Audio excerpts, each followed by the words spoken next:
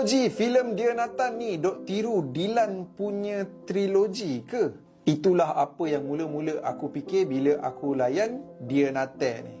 Dia Nathan Waklu, Dia Nathan. Dengan heroin dia seorang gadis cantik, hero dia handsome, cool, bad boy tapi bermasalah. Tirulah kan? Kalau tanya aku, sikit lah bila mula-mula korang layan first movie Dia Nathan tu, korang rasa macam tiru. Tapi lepas tu, trilogi Dia Nathan ni ada direction story yang berbeza.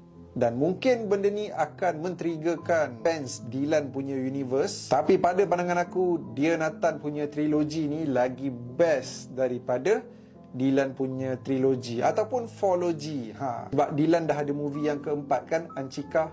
Aku dah cover dah dekat TikTok Hazwan Shah Entertainment ni. Apa yang aku suka pasal Dia Nathan punya trilogi ni, first kali dia punya character evolvement daripada first movie sampai third movie memang korang nampak macam mana diorang grow.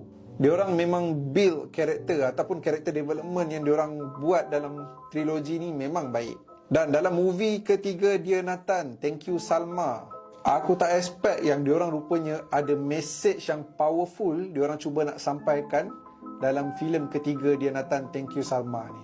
Seperti Dylan punya trilogi, fourlogy, semua 4-4 movie tu Dylan korang boleh layan dekat Netflix. Sama jugalah macam Dia Nathan punya trilogi. 3 movie tu korang boleh layan dekat Netflix.